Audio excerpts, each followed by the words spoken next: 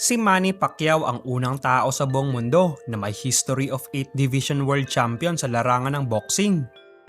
Siya rin ang unang nanalo ng lineal champion sa 5 iba't ibang weight classes. At siya rin ang unang nanalo ng mga major world title sa mahigit 4 na glamour division sa flyweight, featherweight, lightweight at welterweight. Ngunit bago narating ng ating pambansang kamao ang tagumpay sa kanyang boxing career ay matinding hirap at sakripisyo muna ang kanyang mga pinagdaanan. Kaya sa videong ito ay ating alamin ng kwento patungkol sa naging karera ng nag-iisang Manny Pacquiao sa mundo ng boxing.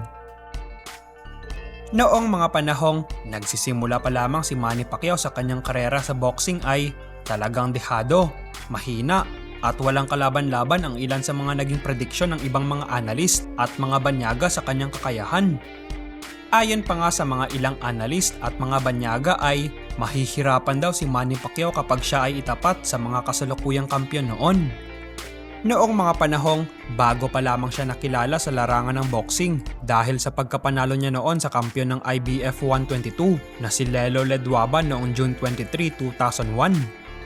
Sa kabila ng ipinakita niyang husay at ginulat pa niya noon ang Las Vegas Arena dahil sa knockout na pagkakapanalo niya kay Ledwaba ay marami pa rin sa mga banyaga ang walang bilib sa baguhang Manny Pacquiao na makipagsabayan sa mga top contender noon sa larangan ng boxing.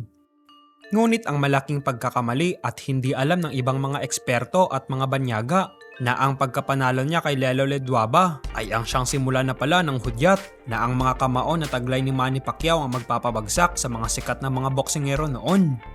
Ang masakit pa nito para sa mga gambler ay ang kanilang paulit-ulit na pagkatalo dahil sa kanilang pagpusta noon sa mga nakakalaban ni Manny Pacquiao. Ayon naman sa ating pambansang kamao, bago niya raw napatunayan ang kanyang kakayahan sa mga taong walang bilib sa kanya, ay talagang matinding hirap muna ang kanyang hinarap noon para labanan ang ilan sa mga boksingerong naliliitan ng pagtingin sa kanya. Matapos nga ang laban niya noon kay Lelo Ledwaba ay nakaharap naman niya ang veteranong boksingero na si Agapito Sanchez na nagmula sa Dominican Republic na ayon kay Manny sa kanilang naging laban ni Sanchez noong November 10, 2001 ay nakaranas siya ng iilang mga foul at ang masakit pa rito ay ang mga low blow na kanyang tinamo na lubharo siyang nasaktan. Split draw naman ang naging resulta ng kanilang laban na inakala naman ng ilang mga banyaga na hindi gaanong ka-eksklusibo ang pambato ng Pilipinas. Ngunit sa mga sumunod na laban ni Manny Pacquiao ay bumalik siyang handa at kakaibang lakas na puro knockout ang sinapit ng mga sumunod niyang nakalaban. Matapos nga ang kanyang laban kay Sanchez ay sunod naman niyang nakalaban noong June 8, 2002 ang Colombian boxer na si George Julio, na kung saan tinapos kaagad ng ating pambansang kamao ang laban sa loob lamang ng 2 round dahil sa matinding knockout ang inabot ni George Julio sa kanya.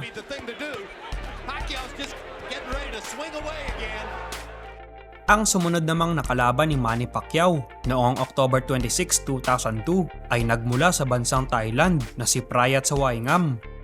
Ngunit sa unang round pa lamang ng kanilang laban ay knockout kaagad ang inabot ng Thai boxer sa ating pambansang kamao. Ang sumunod naman niyang nakaharap ay nagmula sa bansang Kazakhstan na si Serikshanya Magambetov. Sa kanilang matinding laban noong March 15, 2003, ito ang nagpa-knockdown kay Manny Pacquiao matapos siyang matamaan ng isang solid punch mula sa kanyang kalaban. Ngunit pagdating naman ng round 5 ay knockout rin ang inabot ng kanyang kalaban at ang nanalo sa kanilang laban ay walang iba kundi ang ating pambansang kamao. Ang sumunod na humamon kay Manny Pacquiao noong July 26, 2003 ay nagmula naman sa bansang Mexico na isang undefeated boxer at nananatiling kampiyon noon sa IBF 122 na si Emmanuel Lucero. Ngunit sa kabila na matitinding mga pag-atake ni Lucero ay hindi pa rin ito umubra sa ating pambansang kamao at hanggang round 3 nga lang ang inabot niya kay Manny Pacquiao. Dahil sa lakas at pulidong mga suntok ng ating pambansang kamao ay halos mag-collapse na si Lucero dahil siya ay napuruhan sa kanyang panga. At dahil dito, pinatigil agad ng referee ang laban at knockout ulit ang pagkakapanalo ni Manny Pacquiao. Kaya naman dahil sa mga laban na ito ni Manny Pacquiao ay unti-unti nang nakikilala ang kanyang pangalan. Dahil sa lahat ng kanyang mga nakalaban sa 122 ay hindi nakakatagal sa kanyang mga kamao.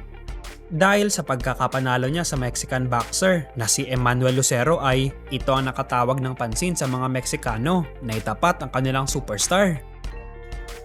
Kaya naman atin na ring alamin ang 4 na napakasikat na mga boksingerong pinatumba ni Manny Pacquiao sa mismong kasagsagan ng kanilang prime. Number 4. Marco Antonio Barrera 1. Si Antonio Barrera ay isa sa pinakamagaling na pound for pound at superstar na ipinagmamalaki ng bansang Mexico ang itinapat nila sa ating pambansang kamao. Matapos nga ang laban ni Manny Pacquiao kay Lucero ay si Barrera naman ang sumunod na kanyang nakalaban. Si Marco Antonio Barrera ay kinikilalang hari sa kanyang division sa featherweight dahil sa pagkakapanalo niya noon sa mga sikat na boxers gaya nila Eric Morales na isa ring Mexican professional boxer at ang British former professional boxer na si Naseem Hamed. Dahil nasa kasagsagan noon ng kasikatan si Barrera sa boxing ay talagang inakala ng marami na napakaliit lamang ng tsansa na matalo ito ng isang hindi pa kilalang boksingero na si Manny Pacquiao noong November 15, 2003 sa San Antonio, Texas. Sa kanilang laban na ito ay marami pa rin talaga sa mga banyaga ang hindi pa rin naniniwala sa kakayahan ng isang Manny Pacquiao at halos lahat ng kanilang pusta ay kay Barrera itinaya. Sa simula pa lang ng kanilang laban ay puro bu agad ang inabot ni Manny Pacquiao sa mga fans. Dahil mabibilang lang noon sa mga daliri ang mga fans na sumusuporta at nagtitiwala sa kakayahan ni Manny Pacquiao. Dahil halos lahat kasi ng mga taong nanood sa arena ay kay Barrera sumuporta at nagpusta. Sa simula pa nga lang ng round 1 ay mabilis nang binilangan ng referee si Manny Pacquiao matapos siyang matumba. Hindi dahil sa suntok ni Barrera kundi dahil sa pagkaka-outbalance. Kaya naman dahil dito ay nag-init lalo ang ating pambansang kamao at agad namang nakabawi ng patumbahin niya si Barrera sa round 3 na siya namang biglang itinahimik ng buong arena matapos tamaan ng napakalinaw na straight left na tumama sa panga ni Barrera. Sa round 6 naman ay muling pinatumba ni Manny Pacquiao si Barrera matapos niya itong tamaan ng left hook. Ngunit sa kasamaang palad ay hindi ito binilangan ng referee at sinabing nadulas lamang si Barrera. Sa kalagitnaan naman ng kanilang laban ay nagsimula ng mangamba ang mga fans at ang mga pumusta kay Barrera, lalong-lalo na ang kanyang promoter na si Oscar De La Hoya dahil siguradong malaki ang pinusta nito para kay Barrera. Mapapansin kasi sa kanilang laban na nahihirapan makasabay si Barrera sa bilis ng ating pambansang kamao. Pagdating naman ng round 9 ay nagawa pang sumuntok ni Barrera kay Manny Pacquiao habang inaawat na ito ng referee. At dahil dito ay binawasan ang puntos ni Barrera at halatang frustrated na ito sa mga nangyayari sa loob ng boxing ring. At dahil nga dugong Mexico at halos karamihan sa mga fans sa dumalo ay Meksikano, kaya naman ginawa ni Barrera ang lahat ng kanyang makakaya upang tapatan ang sunod-sunod at malalakas na suntok ni Manny Pacquiao. Subalit sa huli ay hindi talaga sumapat at napagod na rin si Barrera dahil sa mga patama na body shot ng ating pambansang kamao na muling ikinabagsak ni Barrera sa round 11. Matapos ang pagpapaulan sa kanya ng mga pulidong suntok ni Manny Pacquiao sa mga huling segundo ay mismong corner na ni Barrera ang nagpatigil ng laban. At dahil sa matinding laban na ito, itinanghal na bagong kampiyon si Manny Pacquiao sa featherweight sa napakatahimik na arena. At nakikita rin ang lungkot ng mga fans. Ang ilan pa nga ay umiiyak dahil sa pagkatalo ng kanilang pambato na si Barrera. Samantala noong October 6, 2007 ay muling nagkaroon ng rematch si Pacquiao at Barrera sa Las Vegas Arena. Ngunit sa huli ay nanalo pa rin ang ating pambansang kamao via unanimous decision. Number 3. Oscar De La Hoya. Noong December 6, 2008 sa Las Vegas, ang mismong promoter na ng Golden Boy Promotion na si Oscar De La Hoya ang nakalaban ng ating pambansang kamao.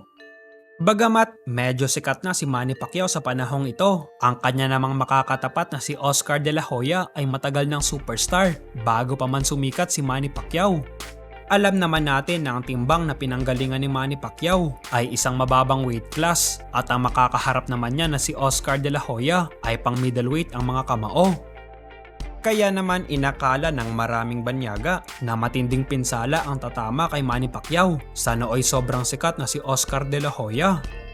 At noong mga panahong ito ay hindi pa rin maiwaksi ng mga iilang banyaga ang kanilang pagduda sa kakayahan ni Manny Pacquiao.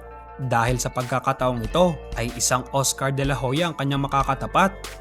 Dahil ang pinagbasehan niya ng mga pumabor kay de la Hoya ay mas lamang daw ito sa power, height at reach advantage. Ngunit ang speed, strategy at endurance na taglay ng ating pambansang kamao ay hindi nila masyadong inintindi. Number 2. Ricky Hatton. Ang British former professional boxer na si Ricky Hatton na tinaguri ang hitman at superstar ng bansang England ang siyang sumunod na nakalaban ni Manny Pacquiao matapos ang nakakabilib na pagkakapanalo niya kay De La Hoya. Bagamat kinikilala na ang ating pambansang kamao dahil sa mga bigating boksingerong tinalo nito, ay nagpatuloy pa rin siyang magpakilala sa ibang mga kampyon at superstar na pinagmamalaki ng ibang mga bansa. Samantala ang pambato ng Manchester, England na si Ricky the Hitman Hatton ay walang kaalam-alam sa delubyong mangyayari sa kanyang boxing career nang makaharap na niya ang Pacman ng Sarangani Province. Noong May 2, 2009 sa MGM Grand Arena sa Las Vegas, Nevada, ginanap ang labanan na tinawag na The Battle of East and West sa titulong IBO at the Ring Light Welterweight kung saan maraming tao ang nanood sa buong arena. Matindi ang suporta ng mga British national para sa kanilang pambato na si Ricky Hatton. Dala ang pag-asang matatalo nila ang tumalo kay De La Hoya na si Manny Pacquiao. Talo ng The Hitman sa mga kamao ng ating pambansang kamao ay, ayon sa mga balita, unti-unti na itong nawala sa mundo ng boxing at nalaos. Ayon pa sa mga report ay, hindi nagtagal, nag-resign na si Ricky Hatton at napabalitang nagkaroon pa ito ng matinding depresyon dahil sa masaklap na pagkatalo niya sa ating pambansang kamao.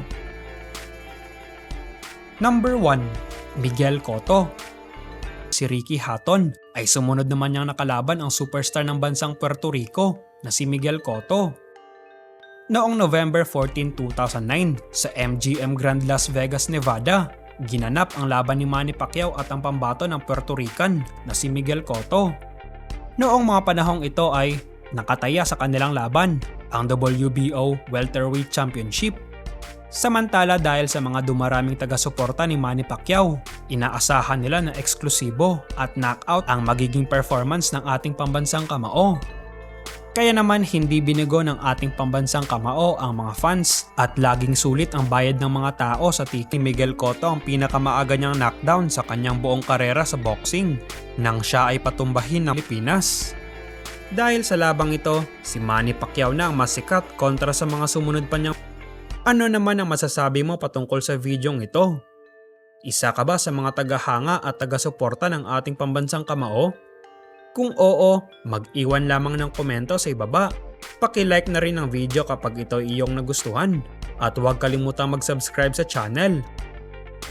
Maraming salamat po sa panonood.